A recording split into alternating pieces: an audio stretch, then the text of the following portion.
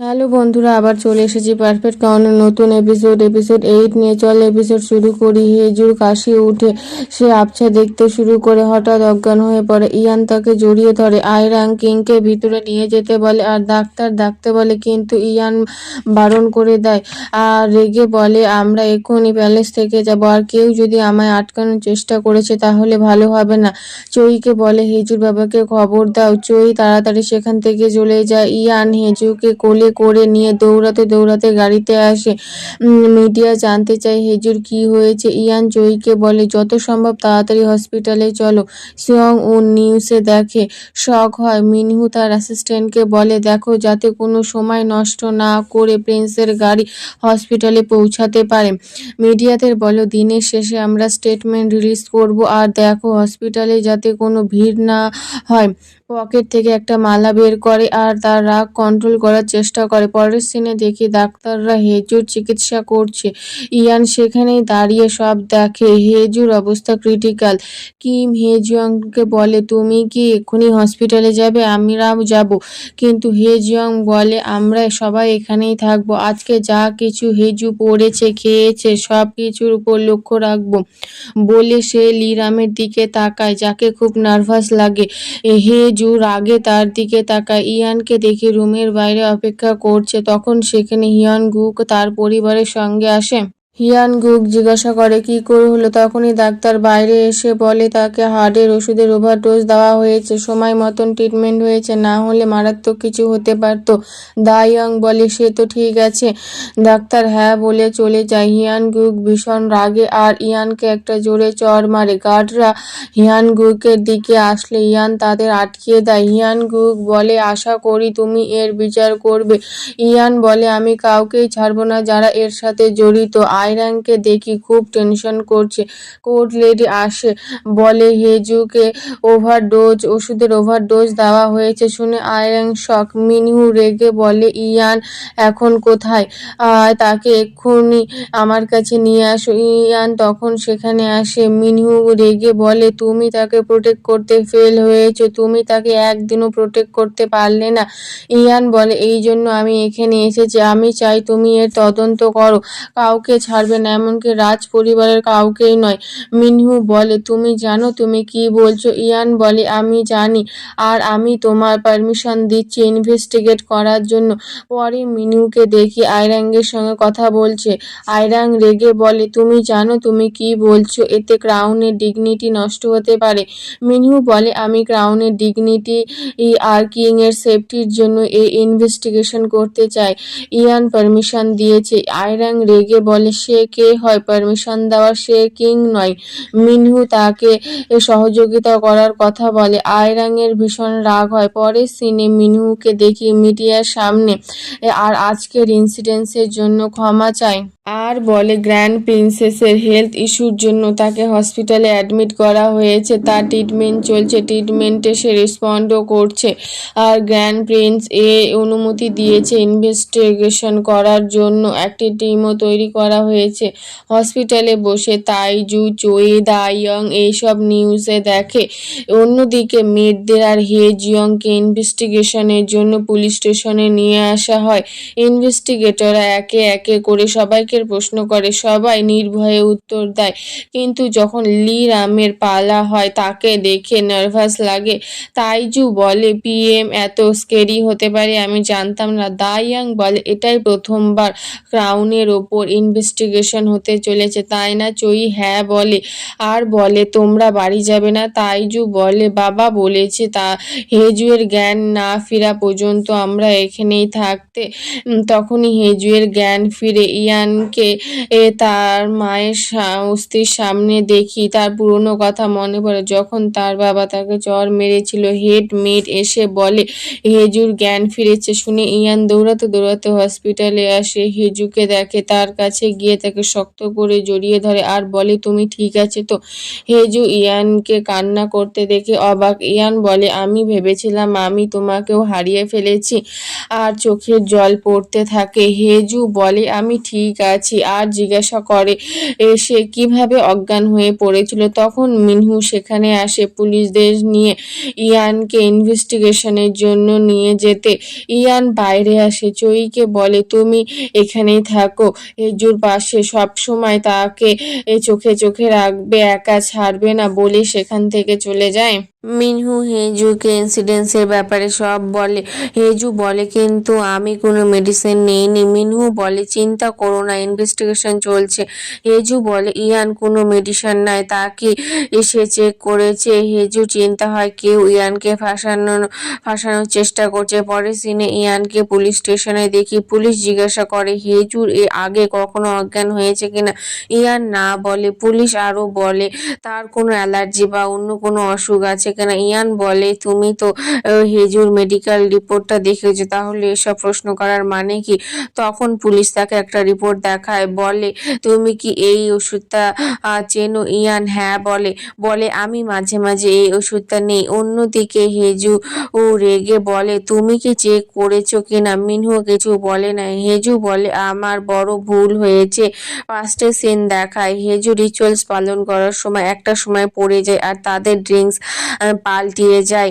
হেজু বলে, ইয়ান এখন কোথায় আছে? আমি তার কাছে যাব। মিনহু তাকে আটকায়। অন্যদিকে ইয়ানকে দেখি, সে বলে, আমার মনে হয় তাদের টার্গেট আমি ছিলাম। পুলিশ বলে, তোমার এরকম মনে হওয়ার কারণ?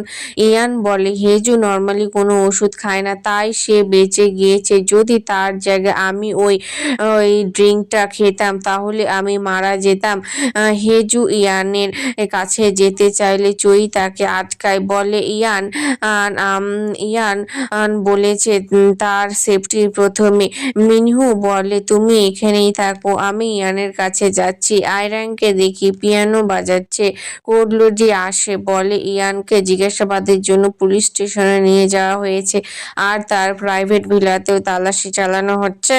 পরের সিনে মিনহুকে দেখি পুলিশ স্টেশনের বাইরে অপেক্ষা করছে। তার অ্যাসিস্ট্যান্ট আসে, তাকে একটা ফাইল দেয়। ফাইলে গত কয়েক মাস ধরে কারা কারা প্যালেসে এসেছিল তাদের সমস্ত ডিটেল, তাদের অ্যাসেট ওয়ারাবাউট সম্বন্ধে বলা আছে। মিনহু তাকে ভালো করে ইনভেস্টিগেশন করার কথা বলে।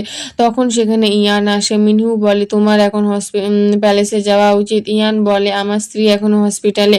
মিনহু বলে, চিন্তা করো না, আজকের মধ্যে সেও প্যালেসে পৌঁছে যাবে। প্যালেসই এখন তোমাদের দুজনের জন্য সেফ জায়গা, কারণ প্যালেসের সমস্ত কন্ট্রোল তোমার হাতে।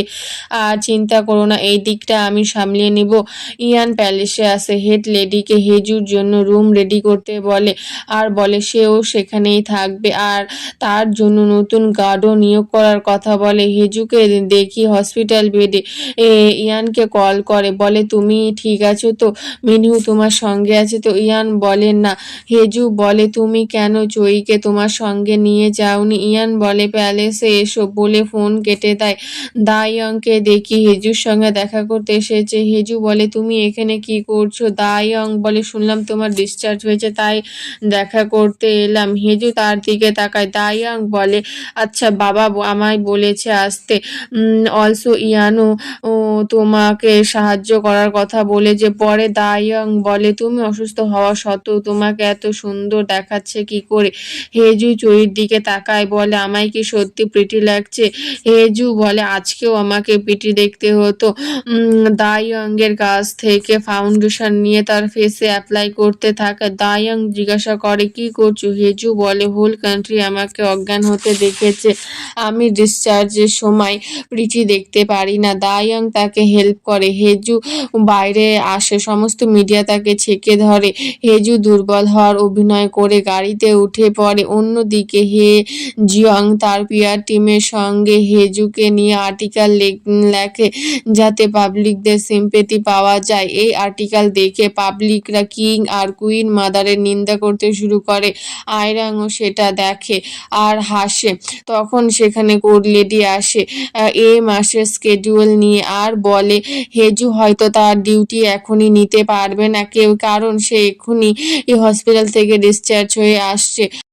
আয়রাং বলে সে তো এখন প্যালেসেই থাকবে, তাই আমি তার সমস্ত ডিউটি দেখবো যতক্ষণ না সে ভালো হয়ে উঠছে। এটা তো আমি তার জন্য করতেই পারি। হেজু প্যালেসে আসে, আয়রাং তাকে রিসিভ করতে যায় আর বলে তুমি এখনো দুর্বল আছো, তাই আমি তোমার সমস্ত কাজ দেখবো, তুমি শুধু রেস্ট নাও। হেজু কিছু না বলে সেখান থেকে চলে যায়। ইয়ানকে দেখে একজনের সঙ্গে কথা বলছে, সে কিং আর কুইন মাদ্রের একটা স্টেটমেন্টের জন্য তার সাহায্য চাইতে এসেছে, কিন্তু ইয়ান তার সাহায্য করতে বারণ করে। আমরা হেজুকে দেখি ইউনের সঙ্গে দেখা করতে এসেছে। ইউন তাকে দেখে খুশি হয়, তার কাছে যায়, তাকে জিজ্ঞাসা করে তুমি ঠিক আছো তো?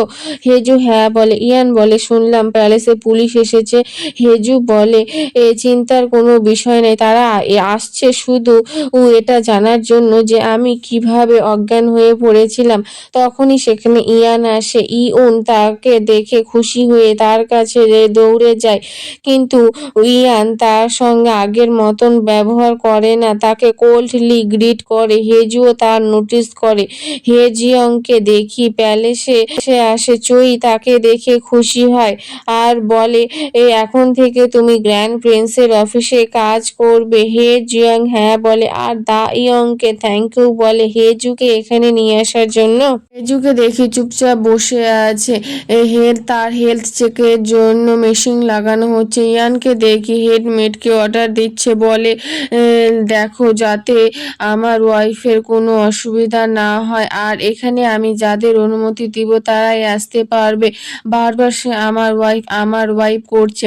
তখন হেজু তাকে নিজের কাছে ডাকে, বলে আমরা কি একা কথা বলতে পারি? ইয়ান মনে মনে খুশি হয়, সবাইকে বাইরে যেতে বলে। আমরা হেডমেটকে দেখি, সেও খুব খুশি, বলে তাদের টাইম স্পেন্ড করতে দাও, তাদের নতুন নতুন বিয়ে হয়েছে। পরে দেখি হেজু শুয়ে পড়ে। ইয়ান বলে তুমি কি এর জন্য একা কথা বলতে চেয়েছিলে? হেজু বলে আমার মনে হয় আমার নয়, তোমার প্রোটেকশনের দরকার। ইয়ান বলে আমি জানি। হেজু বলে তাহলে তুমি এত শান্ত হয়ে কিভাবে বসে আছো? ইয়ান বলে এই সময় আমি অনেক ভয়ে থাকতাম যদি টার্গেট তুমি হতে, কিন্তু যখন আমি জানতে পারলাম টার্গেট আমি, এর জন্য আমি হেভেনকে থ্যাংক ইউ বলি। হেজুকে দেখি এসব শুনে ইমোশনাল হয়ে পরে সে তাকে বালিশ দিয়ে মারতে শুরু করে, বলে তুমি এমন কথা কি করে বলতে পারো? তোমার কি মনে হয় আমি এই প্যালেসে একা থাকতে পারবো? আর যদি তোমার কিছু হয়ে যায় আমায় কে ডাইভোর্স দিবে? ইয়ান হাসে, বলে তোমার চিন্তা করার ভাবনা একদম আলাদা। পরে চই আর হেজুয়াংকে দেখি, তারা দুজনে মিলে হেজু সমস্ত কাজ করছে। হেজু বলে আইরাং আমাকে বলেছিল সে আমার সমস্ত ডিউটি করবে যতক্ষণ না আমি সুস্থ হচ্ছি, কিন্তু ইয়ান বলে আমি তাকে বারণ করে দিয়েছি। এখন চই আর হেজিয়ং মিলে তোমার সমস্ত কাজ করছে। সিয়ং উনকে দেখি আইরাঙ্গের সঙ্গে দেখা করতে এসেছে। সে আইরাঙ্গের সঙ্গে সে ইনসিডেন্টস নিয়ে কথা বলে, তার মনে হয় কুইনি এই কাজ করিয়েছে। আইরাং বলে সে কিছুই করায়নি। পরের সিনে মিনহুকে দেখি, তার অ্যাসিস্ট্যান্ট তাকে একটা ফাইল দেয়। ফাইলে বলা হয়েছে যে ড্রিঙ্কের মধ্যে ওষুধ মেশানো ছিল। শুনে মিনহুর হেজুর কথা মনে পড়ে, সে বলে যে এটা আমার জন্য নয়, প্রিন্সের জন্য ছিল। মিনহু এসব ভাবছিল, তখন সেখানে লিরাম আসে, তাকে দেখে খুব নার্ভাস লাগছিল। হেজুকে দেখি হেজিয়ংয়ের সঙ্গে কথা বলছিল, তখন সেখানে ইয়ান আসে, হেজুর কাছে যায় আর তাকে বলে তুমি আমাদের ফার্স্ট নাইটের জন্য রেডি তো? ইয়ানকে দেখে হেজুর হার্টবিট বাড়তে শুরু করে। অন্যদিকে চইকে দেখি হে জিয়ংকে তার থাকার জায়গায় নিয়ে যাচ্ছিল আর বলে এখানে তোমাকে অনেক হাঁটতে হবে। হে জিয়ং বলে তুমি কবে থেকে এখানে কাজ করছো? চই বলে যখন আমি 5 কি 6 বছরের ছিলাম।